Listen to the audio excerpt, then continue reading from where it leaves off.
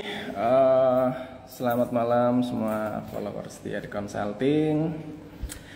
Balik lagi di sesi Dengobis ya, ngobrol seputar bisnis ya. Jadi mungkin minggu ini agak beda ya teman-teman ya, karena biasanya kita lakukan sesi sharing bisnis ini kan biasanya di hari Selasa ya.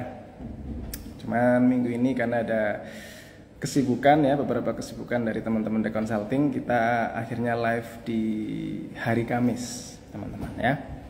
Jadi seperti biasa ya, kita akan ngobrolin seputar bisnis teman-teman ya. Ini di atas sudah saya kasih judul Pajak Aman Melalui Pembukuan yang Rapi. Nah, jadi dari judulnya udah kelihatan ya, kita ngobrol agak berat nih kali ini ya. Jadi seputar accounting, seputar tax ya, seputar pembukuan gitu ya. Dan saya yakin ini pasti penting banget buat teman-temannya, terutama buat teman-teman yang mulai menjalankan suatu bisnis gitu ya, menjalankan suatu usaha, atau teman-teman yang lagi mau belajar ya, belajar seputar accounting, tax, maupun yang lagi mau berkarir mungkin ya. Jadi tema kali ini seputar pembukuan pajak dan accounting teman-teman ya. Jadi dan narasumber kita malam ini keren banget ya. Jadi kita kedatangan seorang womanpreneur lah ya. Jadi wanita ya, dan beliau berkarir di bidang tax ya, di bidang accounting juga. Nanti boleh teman-teman tanya langsung gitu ya. Nah, jadi teman-teman yang mau tanya silakan nanti teman-teman ketik di kolom komentar ya. Saya coba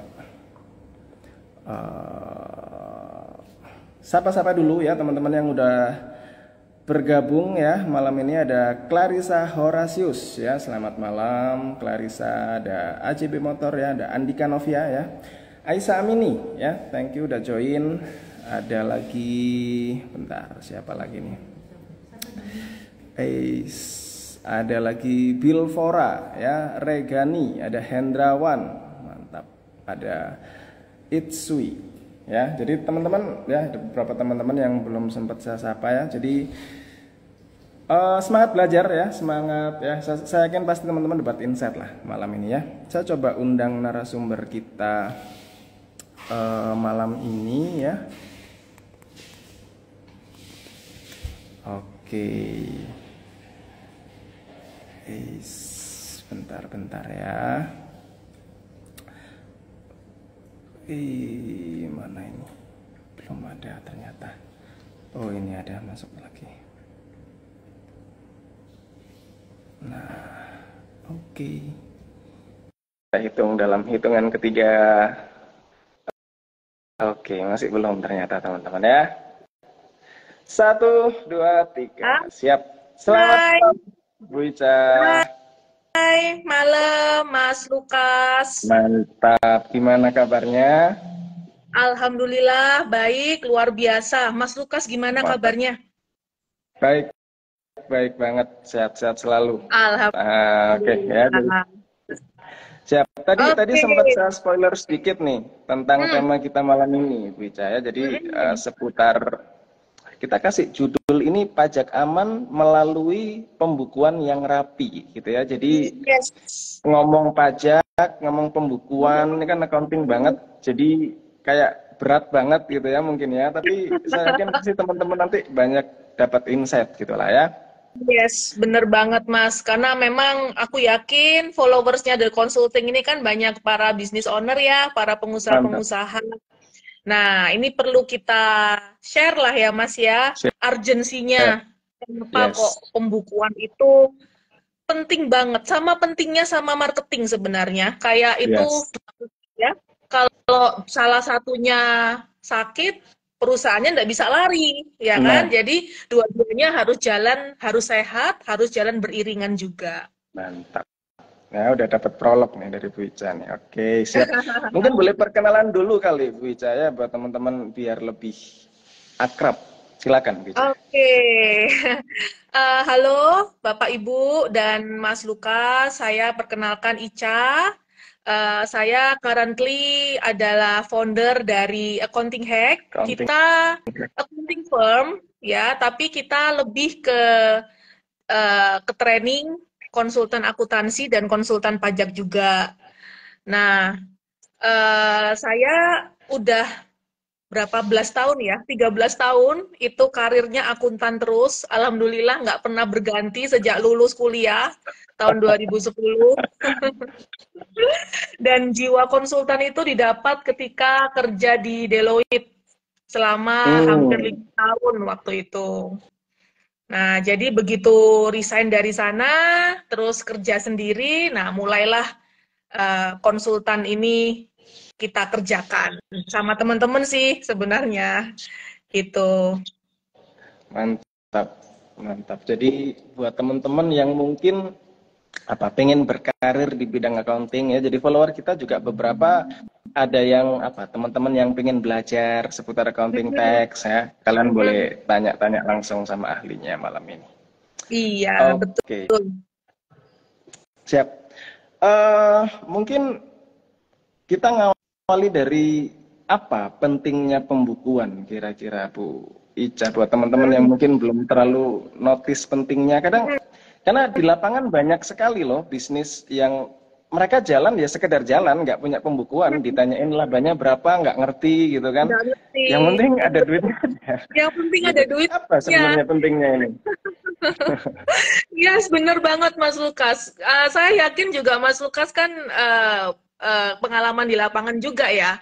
It's like 90% dari para pengusaha-pengusaha yang kelas kecil menengah itu yang kita temuin di lapangan ya, itu saya akuin pembukuannya itu masih sangat-sangat berantakan. Jadi bayangin Mas Lukas dan teman-teman ya, omset itu 1 bulan sudah miliar, sudah mencapai miliar, 1,2 M. Ada yang klien saya itu omset per bulan itu 4-6 M per bulan itu juga ada. Cuman sadly, bahkan nggak sampai ada lagi ya klien itu yang omset setahun itu 119 M itu ya ada. Cuman sadly mereka itu nggak punya yang namanya laporan keuangan rutin. Mereka itu cuman bikin laporan keuangan hanya untuk keperluan SPT-an. Nah, bener banget. jadi ketika ditanya, kalau SPT-an itu kan pasti sudah ada koreksi-koreksi fiskalnya kan ya, sehingga kan tidak mencerminkan keadaan sesungguhnya dari perusahaan mereka kan. Nah, akhirnya ketika ditanya, Pak Bu, biasanya dalam 1 bulan omsetnya berapa? Waduh Mbak, nggak tahu saya. Lah terus Ibu lapor PPN gimana? Gitu. Ya udah sesuai dengan tagihan aja. Lah terus uang muka, dia kan terima uang muka itu Mas Lukas, uang muka pembayaran lah dari customernya ya. Banyak yang seperti itu. Dan nanti pendapatannya dipotongkan dari uang muka itu. Ya udah, nggak usah. Jadi uang muka ya kita terima aja. Jadi saya baru lapor PPN keluarannya ketika saya invoicing, which is itu udah beda bulan. Proyek dia 2 bulan, 3 bulan kemudian ya kan. Oh, itu salah loh Bu, saya gituin. Karena aturan PPN itu antara uang atau barang diserahkan ke customer mana yang duluan. Oh, nanti dengan bisa kena ini loh, masalah di PPN keluarannya, dendanya terlambat gitu kan. Ya tapi kan saya nggak tahu Bu, kalau harus pakai ini, uang muka dicatat ya. Loh, selama ini nggak dicatat uang mukanya. Enggak, ya cuman uang masuk, uang keluar gitu aja. Aku. Jadi pada intinya kalau belajar dari kesalahan situ, Mas Lukas, kelihatan banget ya, masalah yang akan muncul itu bakalan bertubi-tubi gitu. Kalau misalnya perusahaan itu nggak ada laporan keuangan yang rutin ya, at least per periodik lah, setiap bulan gitu. Dan laporan keuangan itu juga yang bener dong, bukan cuman uang masuk, uang keluar gitu aja mah, itu namanya mutasi kas gitu kan. Tapi kan dalam sisi akuntansi itu ada aturan-aturan tersendiri yang harus kita sajikan gitu, neracanya, piutangnya berapa, hutangnya berapa. Loh Bu, terus Ibu nagih piutang gimana? Ingat, ya saya ingat piutangnya, mateng aku. Kalau lupa gimana? Ya udah, ya lupa, pernah lupa. Ya pernah, saya tiba-tiba ada masuk, saya nggak tahu itu dari mana. Ya, jadi ya itulah teman-teman, memang laporan keuangan itu adalah pondasi dasar ya. Kalau kita pingin bisnis kita itu nggak merugi banyak, ya wajib sih laporan keuangan. Kecuali kalau bisnisnya masih sangat-sangat mikro ya, yang omset per bulan baru 50 juta atau 100 juta. It's okay, masih santai dulu, genjot dulu di marketing ya kan. Tapi kalau sudah omset udah lebih dari 100 per bulan, I think itu sudah waktunya Sudah ya kita harus mulai ya. untuk memikirkan bagaimana supaya perusahaan kita itu bisa punya laporan keuangan yang benar. Antara belajar untuk bikin sendiri atau rekrut tim yang kompeten gitu. Jadi bukan cuman akuntan-akuntan yang apa biasa ya, maksudnya yang nggak ngerti bagaimana membuat laporan keuangan yang benar gitu kan, tapi ya benar-benar yang akuntan tuh bisa mengarahkan bisnis Bapak Ibu supaya bisa laporan keuangan dirilis maksimal tanggal 10 tiap bulan dan benar dan reliable gitu Mas Mantap. Lukas. Mantap ya. Jadi semoga teman-teman dapat insight-nya ya. Pentingnya laporan keuangan. Jadi selain buat bahan analisa bisnisnya teman-teman semua, itu ternyata penting buat apa? Dasar pelaporan pajak. Gitu ya. Tadi kalau Miss Ica tadi cerita gara-gara pembukuan nggak benar PPN bisa kena segala macam, dan PPN itu ya teman-teman tahu sendiri lah ya. Salah satu yang nilainya cukup besar. Kalau di meskipun konsep kalau PPN ini kan titip ya, titip punyanya customer dititipin, tapi kalau pembukuannya nggak rapi, wah itu bisa kacau. Dan Betul sekali. banyak di lapangan itu mereka ini bikinnya tuh cuman ini, Miss Ica, mereka bikinnya kayak apa? Kalau bahasa accounting cash flow-nya, mereka cuman bikin di buku ya, duit masuk berapa, keluar berapa, ending nah ini duitku ini cukup nggak sih pembukuan modal kayak gitu? Enggak, Mas. Enggak. Karena pembukuan itu kan kalau kita ngelihat prinsip dasar laporan laba rugi ya, itu kan biaya-biaya kita biayakan di sana itu kan nggak melulu harus berupa uang yang keluar ya. Bisa aja biaya-biaya itu merupakan biaya yang bukan mengandung uang. Misalnya apa? Biaya penyusutan aset. Nah, Bapak Ibu pasti punya aset tuh untuk operasional kantornya. Nah, itu kan ada penyusutannya. Kalau kita lupa nggak biayakan juga nanti laporan laba ruginya nggak reliable. Terus yang kedua terkait dengan persediaan. Ini nih yang paling fatal. Most of them, Mas Lukas, itu mereka membiayakan semua pembelanjaannya.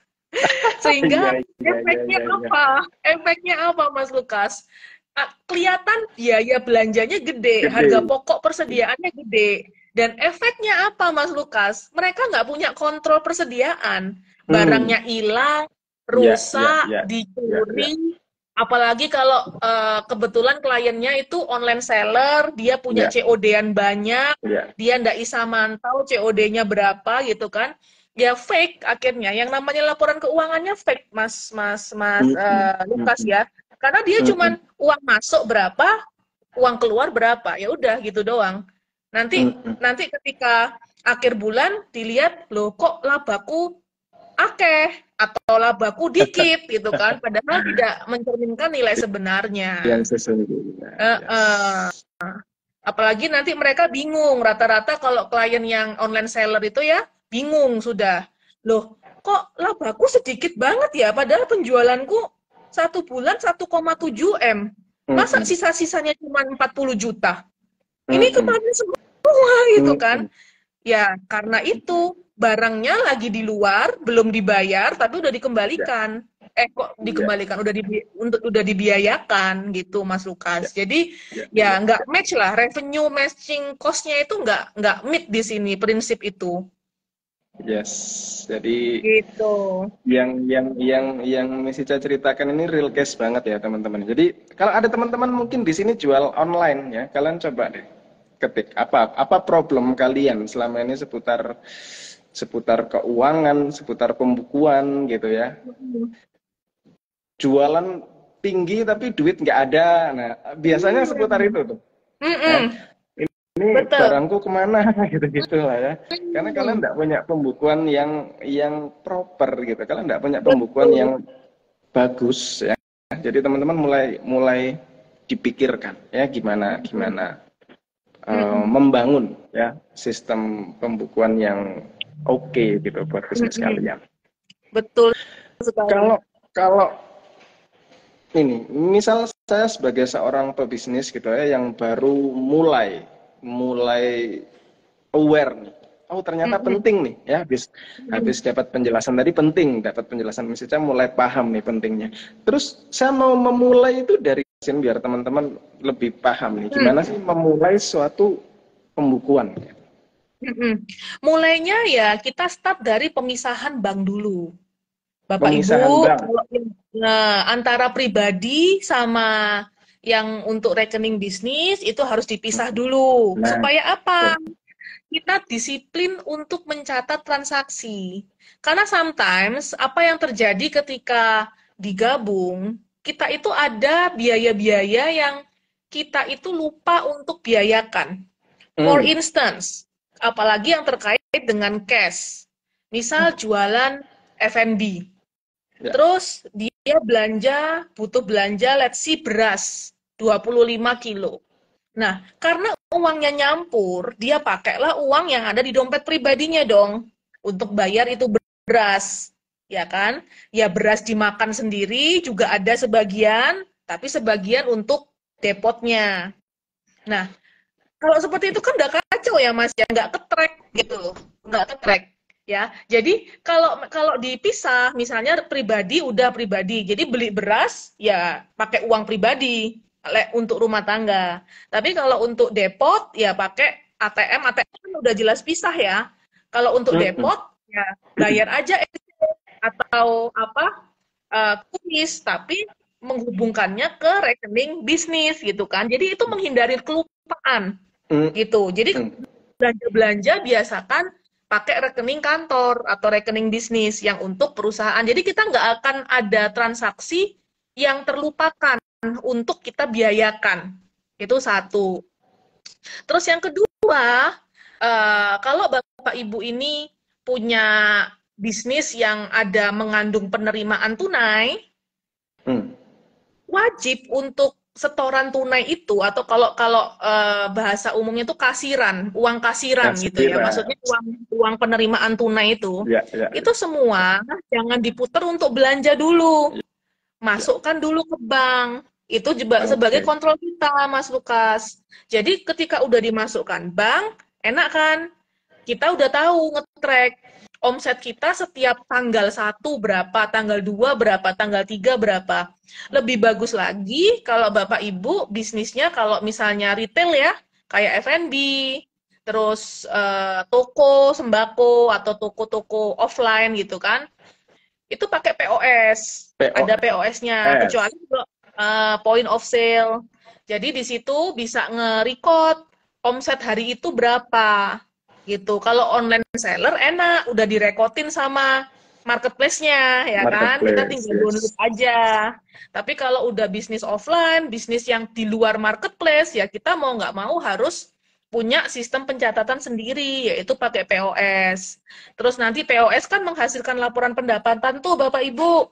Nah, itu langsung yang tunai-tunai itu kita setor ke banknya kantor gitu. Jadi gitu terus. Ada berita acaranya, setoran tanggal 1 Nov, setoran tanggal 2 Nov. Hmm, Itu kita rekod tiap hari. Antara bank, mutasi bank sama POS itu harus sama. Itu kontrol juga. Supaya kalau nanti suatu hari punya karyawan yang kita tugasin untuk kasir, kita bisa kontrol di situ. Itu hmm. internal kontrol sih, termasuk internal kontrolnya. Coba itu dulu deh. Disiplin Mantap, dulu. Gitu, Mas Lukas. mantap. Disiplin dulu. Karena untuk latihan disiplin juga nggak bisa cepet ya. Apalagi kalau baru mulai. Dan harus melakukan semuanya sendiri. Kayak saya dulu baru mulai ya semua sendiri, Mas Lukas. Yes. Yang namanya pembukuan semua sendiri, mulai dari nyiapin dokumen vendor, pembayaran vendor, sampai ke pembayaran. Dulu tuh masih pakai sistem transfer, internet banking itu masih satu-satu. Terus nanti updating di Excel. Kan kalau di tempat saya eh, kita itu selalu menyalin mutasi Excel mutasi rekening koran ke Excel. Jadi dari Hmm. situ, dari Excel itu kita bakalan nomerin dokumen. Jadi nanti setiap mutasi keluar, terutama uang keluar ya, uang Hmm. keluar itu sudah ada nomornya. Jadi kita Oh. nomerin dokumen itu berdasarkan urutannya Iya, iya, iya, gitu.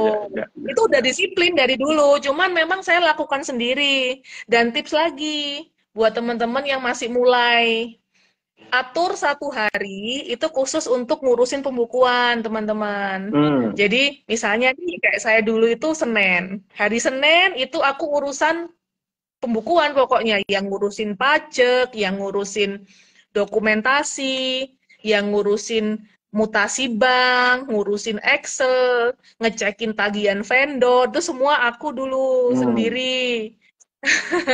Terus nanti semua harus beres di hari Senin itu. Nah, itu mungkin bisa teman-teman praktekkan gitu. Karena aku paham Mas Lukas, awal-awal pasti nggak mudah. Iya, iya, Apalagi iya, kalau iya. masih business owner ngelakukan sendiri, Iya, sudahlah itu nggak bakal mudah. yes. Karena otak kita kan terpenuhin dengan cara marketing lah, operasional lah, Operation. Hmm. macam terutama operasional ya dan marketing itu kan takes time banget ya. Iya, iya, iya, Nah, iya, kecuali iya. kalau bisnis ownernya udah punya budget nih untuk punya akuntan internal, nah enak. Jadi nggak usah melakukan sendiri gitu. Iya, iya, iya, iya, iya. Jadi wajib buat teman-teman misah rekening ya tadi kalau saya boleh tangkap poin yang disampaikan Mas Ica ya. Mm-mm, Misah betul, rekening ya. Jadi pastikan transaksi personal dengan transaksi bisnis harus beda ya. betul. Terus rutin setor ya, rutin Rutin setor. setor. Jadi penghasilan apa day 1, day 2 ya, tiap hari harus disetor. Lebih ke apa? Hmm, Historicalnya nanti ya, biar yes, ada historinya. Ya, jadi yes. kebanyakan teman-teman di lapangan itu begitu dapat duit ya dari apa penjualannya itu langsung Hmm, diputar tuh buat belanja. yes. Nah, gitu. Iya, sudah hilang jejak sudah, Mas. Iya, Pokoknya akhirnya transaksi cash itu yang bikin hilang jejak, teman-teman. Baik iya. pendapatan maupun pengeluaran, kalau kalian melakukan cash, itu mutasinya rawan hilang jejak itu. Mm. Nah, clue-nya tadi terakhir kalau boleh di underline eh, apa? Kalau banyak pakai cash itu rawan hilang jejak. Yang Yes, artinya ya mungkin akan banyak transaksi-transaksi yang nggak terikut tuh di pembukuannya yes, teman-teman. bener. Ya, jadi mulai dibiasakan, memang harus dibiasakan begitu dapat duit setor. Nanti kalau butuh Hmm. ambil lagi nggak apa-apa. Ada namanya kas kecil, bener ya? Boleh pakai kas Betul. kecil ya. Boleh banget, boleh banget. Dan aku Yes. saranin kas kecilnya pakai sistem Impress. Impress. Gimana tuh Hmm. sistem impress tuh? Mungkin teman-teman belum paham nih. Hmm. Sistem Impress itu sistem uang kas kecil dengan sistem tetap, Mas Lukas. Jadi misal nih, aku kan juga punya F&B, Mas. Ya, Alhamdulillah ada 3 outlet. Nah, itu di masing-masing outlet saya akan kasih kas kecil itu 1 juta. Dan satu itu juta. jumlahnya tetap. Mm-mm. Jadi sistemnya saya di awal kasih mereka 1 juta tuh. Nah, Mm-mm. sama mereka dibelanjain. Nah, terus mereka reimburse ke saya, ke tim ya, ke akuntan, reimburse. Reimburse-nya itu sesuai dengan nota yang kepake. Misalnya dalam uang 1 juta itu kepake 948.000. Ya kita isi Mm-mm. ulang senilai 948.000 itu. Jadi yang kita biayakan adalah yang 948. Ini ada dispute lagi, Mas Luka. Saya share aja ya, yang saya sering banget temuin di lapangan. Ya, Business owner itu tidak menggunakan sistem Impress. Jadi ya. timnya bilang, Bu, transfer, uangnya habis. Wes, ngelos, taruh uang. Terus lagi, taruh uang. Itu teman-teman, bisa membuat potensi besar adanya kebocoran atau pemborosan anggaran. Jadi yang namanya tim karyawan itu kan, apalagi kalau yang karyawan non-finance ya, mereka kan nggak ngerti masalah uang itu wes pokoknya ada ya dipakai gitu. Apalagi kalau kalian ngomongin dengan tim marketing, no offense ya, tim marketing itu biasanya biasanya Ini suka dalam tanda kontra kutip terus nih. kontrak terus ya sama finance ya, karena keborosan mereka gitu loh. Keborosan mereka. Nah, jadi akhirnya apa? Uangnya ketok banyak, ketok aneh uakeh gitu, banyak. Ya wes, terus oh duitnya banyak rek, tak pakai. Nah, ya udah, akhirnya biayanya bengkak di situ. Tidak ada anggaran yang tight gitu loh, yang pasti. Kalau saya sistem impres itu ngasih mereka 1 juta tuh udah ada alasannya. Saya sudah hitung rinci kebutuhan es batu, perkiraan seminggu berapa, kebutuhan galon, kebutuhan kresek, kebutuhan tisu, terus kebutuhan pulsa tab, kebutuhan listrik itu saya sudah hitung. Jadi mereka hanya akan belanja sesuai dengan koridor yang sudah kita tentukan di awal, budget yang kita tentukan di awal.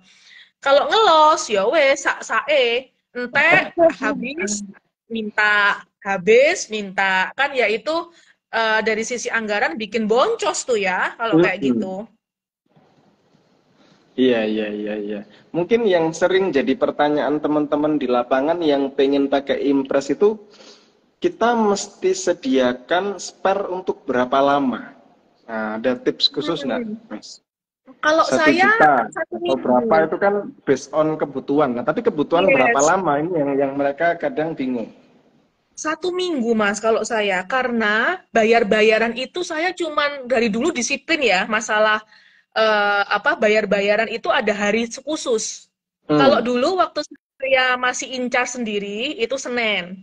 Jadi saya nggak akan pernah mau bayar apapun di luar hari Senin. Sak vendor-vendor semua wis tak bilangi. Kamu kalau mau bayaran hari Senin, ndak iso aku, sak nyet aku ndak iso. Ya wis, akhirnya sekarang Selasa. Nah, jadi karena kita punya kebijakan hari khusus pembayaran ya, jadi uang petty cash itu sudah kita press untuk kebutuhan 1 bulan.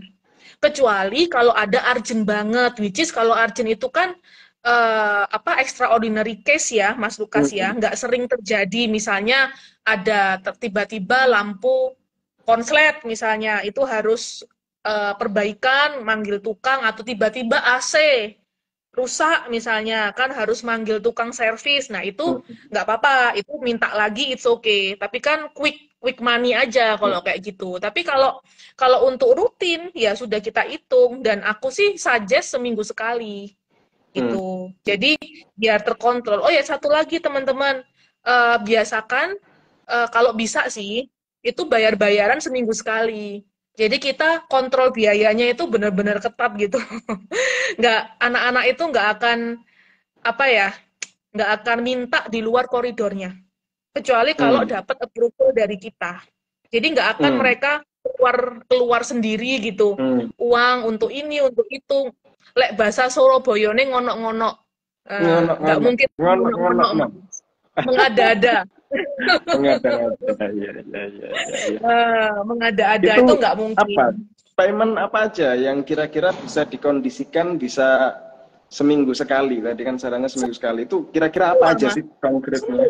Misalnya? Semua payment seminggu sekali. Kayak bayar vendor. Vendor. Iya. Vendor, itu vendor, pajak. Jadi anak financeku itu sudah tahu deadline-nya pajak pusat kan tanggal 10. Deadline-nya pajak daerah tanggal 20. Ya udah mereka kondisikan aja. Bayar sewa, bayar reimbursement petty cash gitu. Jadi anak-anak nggak bakal minta. Saya sendiri juga nggak mau Mas untuk karena kan ribet ya, bayar-bayar itu internet banking lah, apalah buka ini itu. Jadi nggak akan. Jadi Ya, ya, ya. apa vendor-vendor juga udah tahu kalau kita itu jadwalnya hari Selasa, ya kamu ikut gitu. Jadi ya Mm-mm. ada antrian. Yes. Dan enaknya lagi kalau kita terjadwal gitu, kita kita kontrolnya enak karena kan tagihan itu sudah disiapin nih sama finance ya, ditumpuk gitu, tinggi tumpuannya. Nah, itu Mm-mm. kita kalau ngecekin sekalian gitu loh, gak Sekaligus. bolak-balik ya kan. Paling itu text time 1 jam lah Ya, ngecekin ya, tagihan ya. yang mau dibayar tuh 1 jam.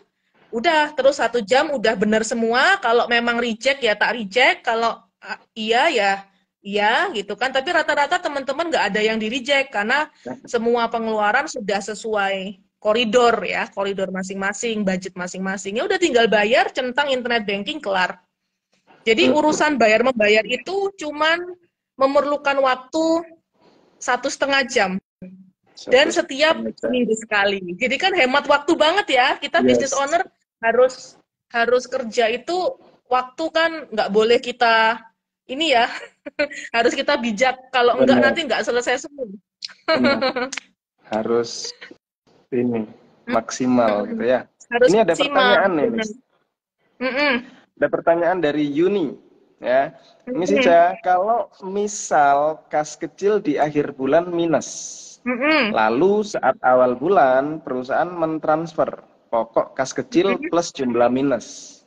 Mm-mm. Kalau seperti ini, gimana? Sudah benar belum? Sampai minus ini ceritanya, Miss. Berarti Nah, nombok ini kayaknya si Yuni ini ya. betul.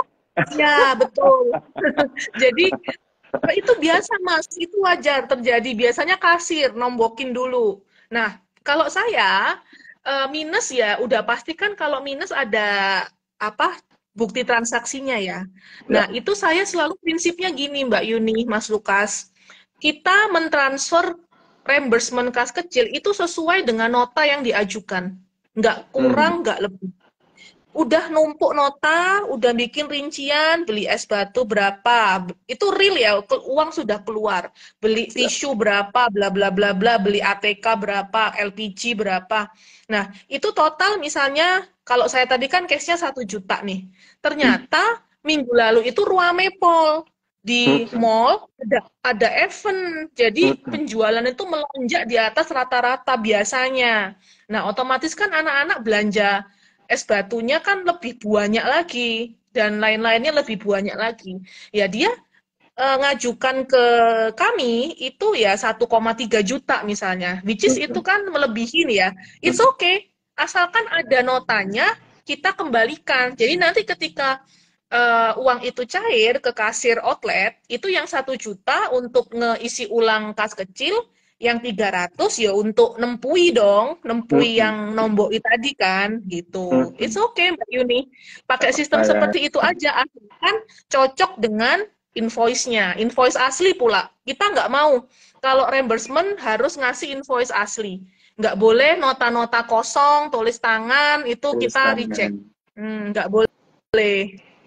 Jadi harus Oke. belanja itu sama supplier-supplier yang punya nota gitu. Mendingan belanja galon misalnya di vendor misalnya ke hypermart gitu kan Ya. udah punya nota ya Apa? daripada warung-warung biasa. Itu saya nggak Hmm. mau. Hmm. Meskipun ada selisih dikit, Iya, nggak masalah lah ya. Yang penting apa? rapi gitu ya. Yang penting mimpi.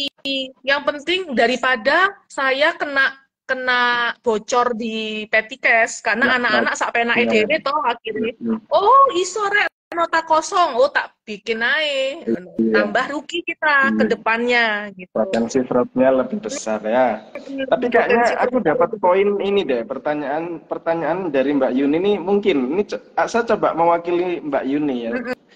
Kalau seperti itu berarti kan si si kasir ya, dia nombok ya. Mm-mm. Perlu ndak perusahaan ini mengevaluasi lagi besaran besaran kas kecilnya? Mungkin bukan lagi 1 juta nih, karena aku Ya, sering nombok gitu.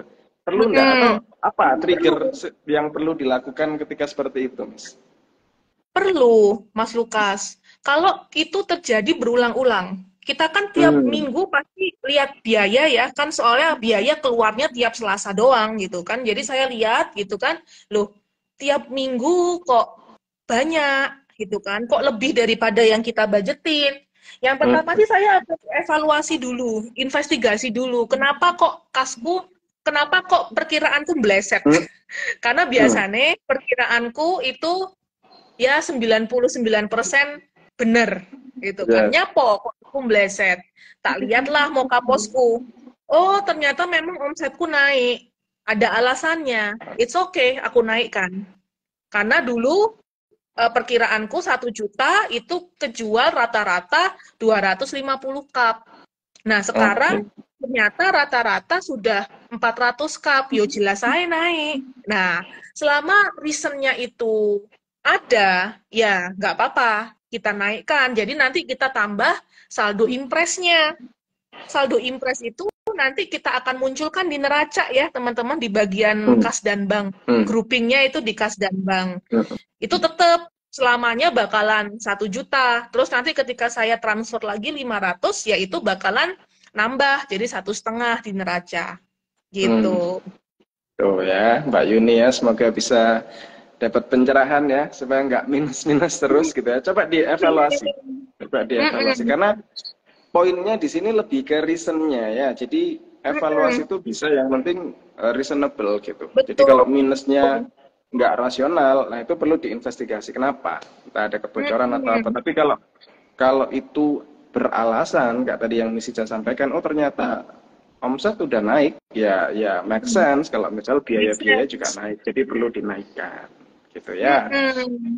Pokoknya intinya, kalau misalnya ketahuan kok naik, kok kurang, tapi ternyata omsetnya nggak naik, lah kok banyak biaya entertainment, kok banyak biaya pulsa, kok hal-hal yang kita nggak approve, nah itu di warning timnya.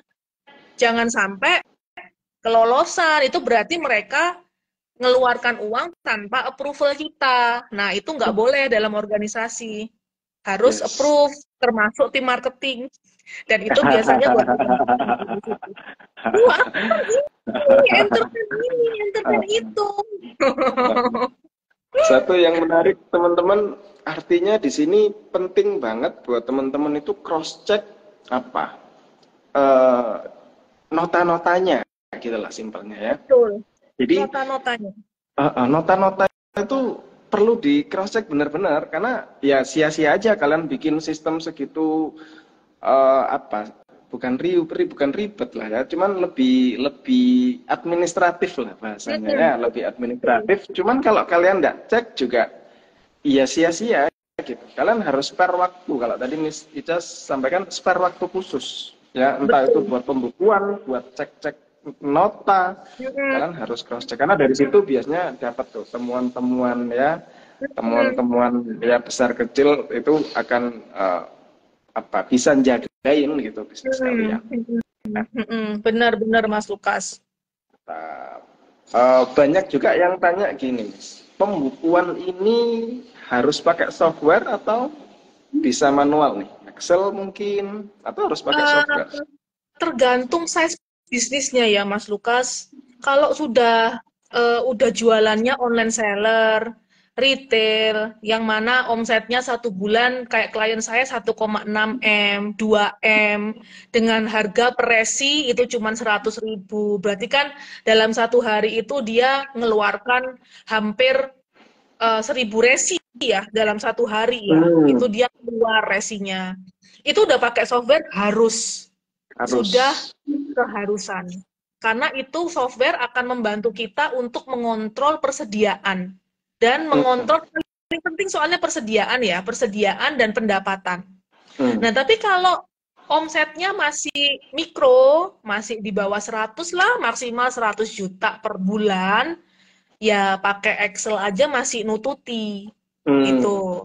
Ya, masih nututi. Tapi karena Excel ini kan semuanya nggak otomatis ya, pakai tenaga manusia. Excel juga kita istilahnya effortnya juga lebih gede gitu. Nah, kalau kita kayak klienku yang retail marketplace itu ya susah gitu. Jadi tergantung kebutuhan Mas Lukas. Kalau pakai software bisa, tapi asalkan omsetnya mumpuni. Tapi kalau cuma 50 juta per bulan, 100 juta masih belum perlu. Sayang-sayang duitnya. Tuh ya teman-teman ya, coba di review lagi ya. Kalian butuh pembukuan yang sekompleks apa, gitu ya. Mm-mm, Oke, ini betul. ada pertanyaan lagi nih dari Endang Dwiati. Mm-mm. Apakah setiap ada pengeluaran atau biaya meeting meals itu harus ada notulen meetingnya? Wah, ini make sense nih. Ngomong Waduh. meeting meals tapi nggak ada meeting gimana? Nah, gimana Mas? Waduh. Iya, iyalah. Harus ada notilan meetingnya, foto-foto meetingnya, ya kan? Itu harus juga kita serahkan ya. Cuman kalau perusahaan masih level kecil menengah, itu biasanya kalau meeting kan ownernya ikut. Kecuali Iya, kalau perusahaannya sudah level-level korporat gede iya, gitu ya, yang ownernya sudah nggak terlalu in charge terlibat di ya. operasional, nah itu ya harus ada foto-foto meeting ya. Tapi kalau masih menengah ya owner ikut biasanya. Cek Notulen CCTV meeting ya. ya, iya. Kenapa Mas? Cek CCTV ini bener ada Cek meeting nggak CCTV. sih? Meeting. Atau jangan-jangan meetingnya di luar. Oh iya, benar make sense, make sense. Mm-mm. Notulen meeting, berita acara, absensi meeting, itu kan juga Absensi. harus kita kumpulkan. Heeh. Terus tujuan meetingnya apa? Apalagi kalau mau dibiayakan fiskal, harus Nah, bikin ini. mantap. Siap, siap, siap. Ini jiwa detektifnya muncul nih. Ya, Bu Endang Dwiati ya. Jadi mulai detail. Mantap, mantap ya. Jadi biar ini nggak gampang gitu keluar duit, Hmm, pertanggungjawabannya betul. harus tepat. Harus Mantap. tepat. Dan kalau memang tim marketing ini butuh dana, butuh amunisi, ya berarti kan kita harus sudah membudgetin ya, Mas Lukas ya. Misal nih untuk biaya iklan iklan digital, misalnya di IG, Facebook, di Shopee, itu kan iklan digital, di Google Ads itu berapa budget? Sudah di budget. Terus kalau misalnya butuh jamuan untuk meeting, untuk entertain customer, itu kalau teman-teman hubungannya sama dinas-dinas, sama big-big corporate, itu kan harus entertain. Nah, itu budgetnya berapa? Pokoknya as long as sesuai dengan budget sih, it's okay. Hmm, Gitu. siap. Ini ada pertanyaan lagi nih. Dari, nah susah nih bacanya. IMMSKRN. SKRN. Nah, omset kali ini ya. Omset kurang dari 4,8 M. Nggak usah pakai software ya, Bu. Oh, Nah, gimana tuh? ya itu tergantung juga. Kalau 4,8 M jualannya sekali deal 20 juta atau sekali deal itu 150 juta, ya nggak usah Oh, software. oke. Kayak di Tapi kalau perusahaan retail, gitu, kayak online shop, kecil-kecil, ya harus pakai. Jadi nggak melulu regarding to software atau no software, tapi seberapa perlunya kita untuk mengontrol persediaan kita, mengontrol biaya kita, gitu sih.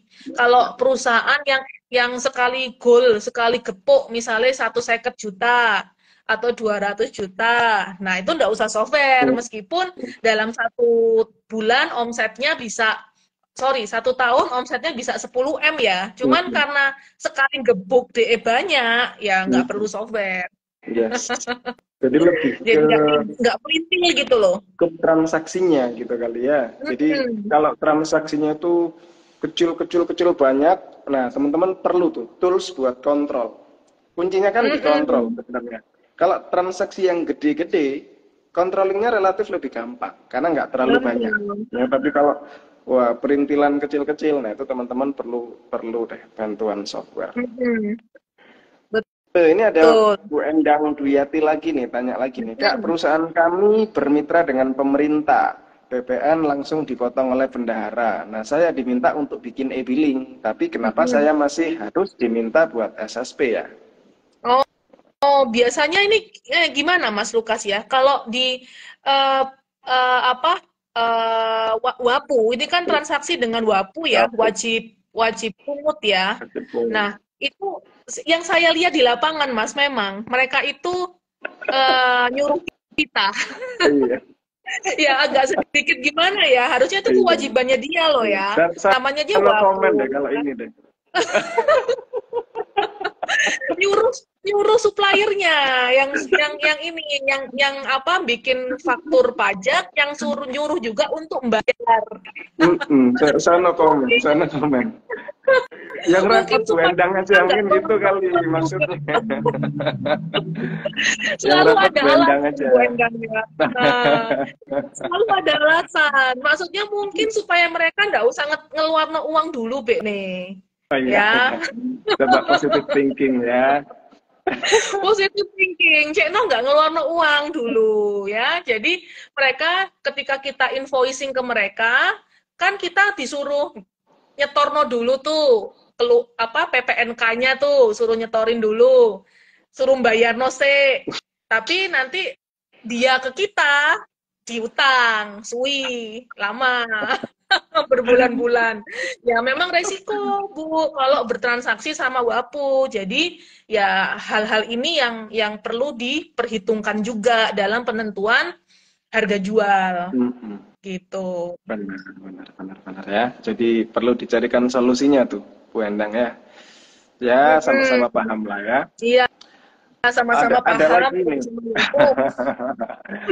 Ada lagi pertanyaan dari ya sama dari IMMS KRN. Oh, I see. Oh, jadi seberapa banyak invoice ya, Bu? Karena kalau retail ini dokumen teks ya, Bu. Untuk dokumen teksnya ya, Bu. Untuk Seberapa dokumen banyak teksnya ya. invoice itu juga relatif ya, Kak IMM, karena apa? Itu tergantung dari kebutuhan perusahaan kita. Aku kalau bilang 100 invoice banyak, mungkin di perusahaan lain bilangnya nggak banyak gitu Mas Lukas ya. Jadi kita harus lihat size-nya dulu untuk menentukan dia ini butuh software atau tidak. Dan yes, dokumen teks ini mungkin untuk ini ya, dasar penerbitan faktur PPNK kali ya. Nah, itu ya memang harus terintegrasi sih. Kalau memang apa ada dokumen teks ini berarti kan bisnisnya sudah PKP. Nah, kalau PKP otomatis biasanya itu di atas 4,8 M.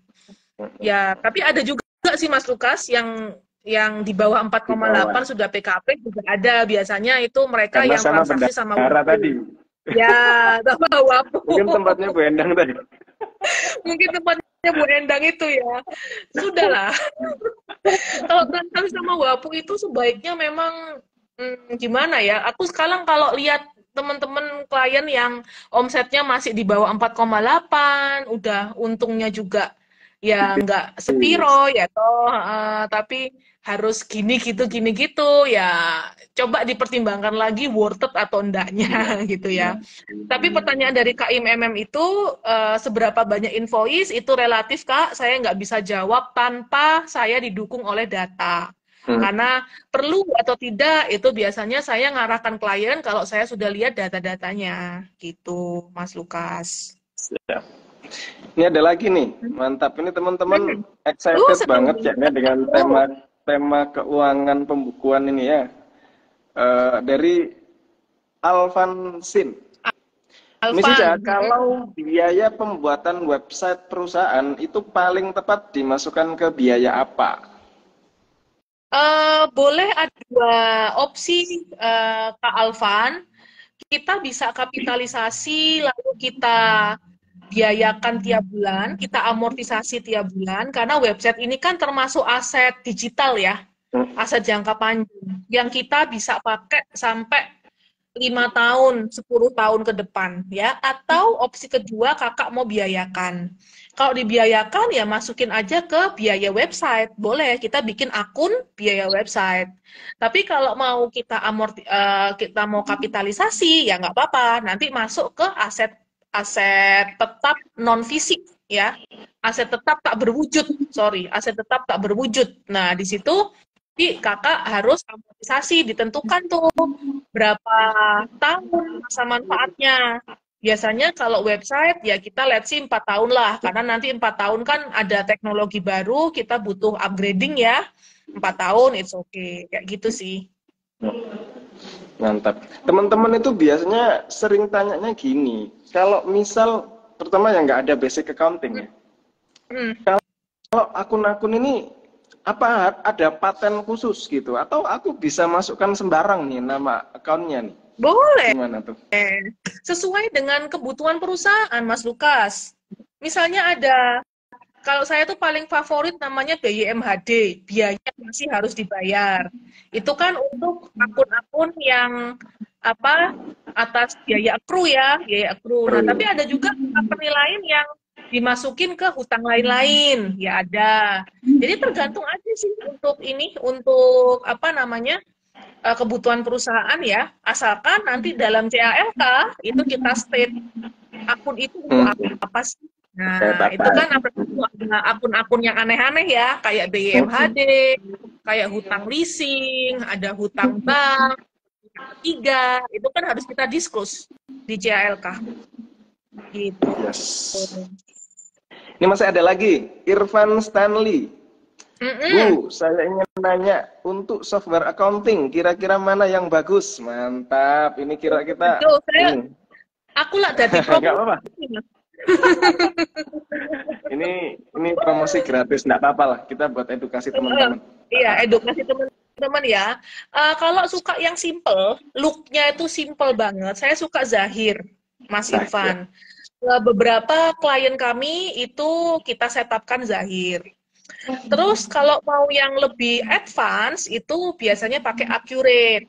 Ada Accurate. sebagian klien kami yang juga pakai Accurate atau Journal ID. Journal ID itu juga bagus. Nah, jadi tergantung budget masing-masing perusahaan karena dari masing-masing itu biayanya beda-beda gitu. Kalau kalau Accurate itu yang paket dasaran itu paling murah sih, tapi terbatas banget. Jadi harus add-on kayak gitu. Jadi dihitung-hitung sendirilah Mas Irfan mana yang paling cocok sama budget dan kebutuhan perusahaan. Tapi pada intinya semua software itu sama kok, goalnya sama.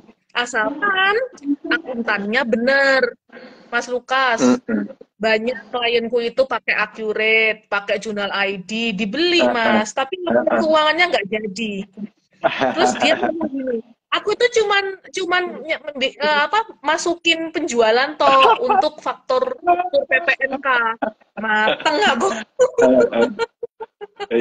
Untuk aku bikin faktur, jadi aku perlu invoice-nya, aku masuk no. Udah itu toh. Lah terus ketika ada uang masuk nggak Bapak rekonkan, kan itu otomatis jadi piutang kan Pak?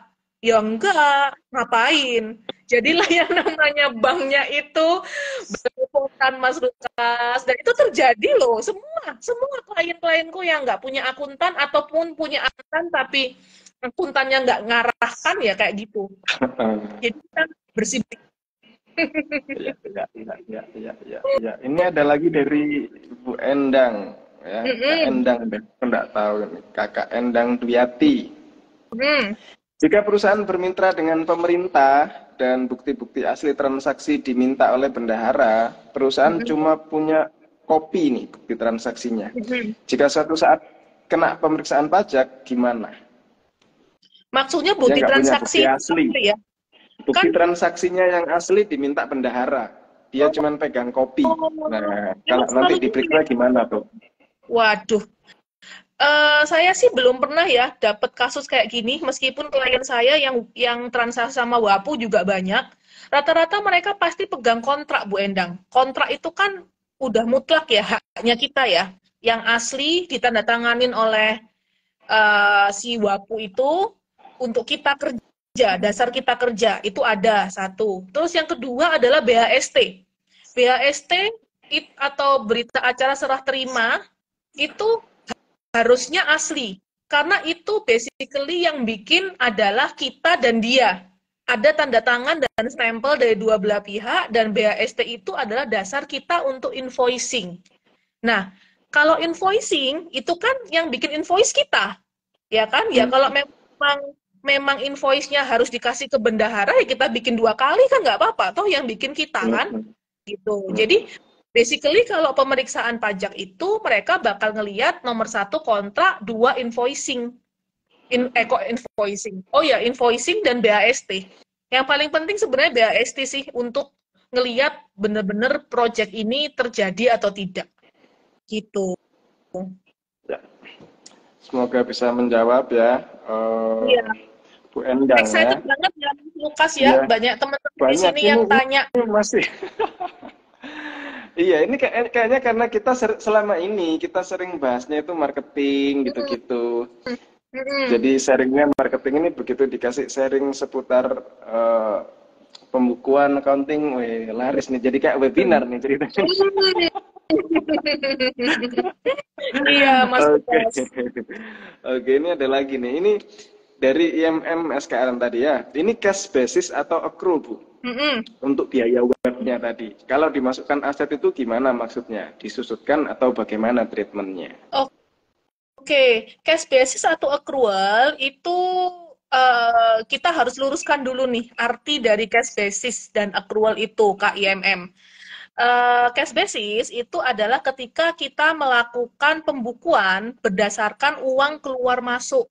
Jadi kita tidak ada yang namanya menarik biaya atau menarik pendapatan ketika uangnya belum kita terima atau belum kita keluarkan.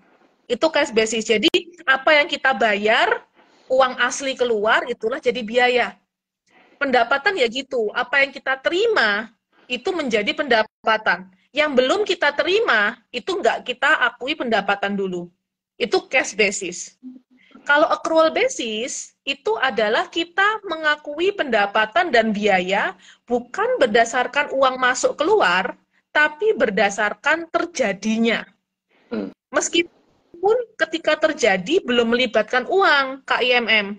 Misal nih, kita sudah mengirim barang ke customer. Misalnya gitu, udah kita kirim ke customer, udah keluar dari gudang kita. Uang belum kita terima, masih kita terima nanti setelah kita invoicing, paling sebulan lagi kita baru terima uangnya. Nah itu kalau accrual basis harus kita akui sebagai pendapatan. Jurnalnya nanti piutang, debit, kreditnya adalah pendapatan. Ya, begitu pula biaya KIMM. Ketika biaya itu terjadi, meskipun kita belum bayar biaya itu, kita sudah tarik, sudah kita bukukan. Contohnya apa? Biaya gaji. Apalagi di perusahaan saya, gaji untuk bulan November itu kita bayarkan tanggal 1 Desember. Jadi ketika kita meng-closing laporan keuangan November, kita accrue gaji. Ya, kita accrue jurnalnya adalah beban gaji pada BYMHD. Kalau kita gitu, atau accrued expense, itu accrual. Nah, terkait dari pertanyaan KIMM, untuk biaya web itu cash basis atau accrual basis, ya tergantung perusahaan mau pakai yang mana. Gitu sih. Kalau memang accrual, ya ketika webnya itu jadi, belum dibayar, ya kita sudah akui hutang namanya. Biaya web pada hutang usaha. Gitu ya. Nah, terus pertanyaan dimasukkan aset gimana maksudnya? Itu maksudnya kita kapitalisasi KIMM ya. Kita taruh di dalam akun neraca dan nanti setiap bulan kita lakukan pembebanan biayanya. Namanya amortisasi, bukan susut ya. Kalau susut itu untuk aset tetap berwujud, itu susut.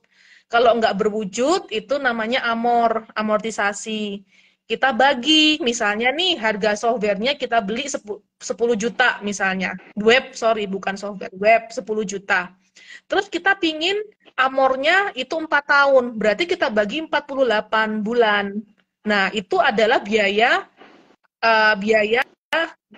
website setiap bulan gitu ya. Misalnya nih ketemu coba 10 juta dibagi 48 berapa ya? Saya lagi nggak pegang kalkulator, tapi let's see 200.000 gitu lah ya. Ya, kita nanti setiap bulan harus biayakan ke IMM. Biaya website 200.000 pada kreditnya adalah website dibayar di muka. Website atau gitu, atau website gitu aja. Nggak usah dibayar di muka ya, website gitu. Jadi nanti akan mengurangi nilai website yang ada di neraca. Gitu. Mantap. Itu jawabannya Kak Lukas. Mantap. Oke, kita nggak kerasa udah hampir sejam ngobrol gini ya. Oh my God, Oke. 3 menit lagi. Dan ini masih banyak sebenarnya. Cuman sorry banget teman-temannya mungkin nggak bisa kita bahas semuanya karena Ini bisa sampai malam kita menjawab semua. Bener banget. Oke, Berhentinya bisa sampai mungkin malam ya Mas Lukas ya. oke. Sorry. Oke, terakhir deh mungkin apa? Closing statement. Ini ada 18 menit nih. 18 detik, sorry. 18 menit. Closing 18 statement. menit. Oke. Oke. Ini langsung Ini kalau aku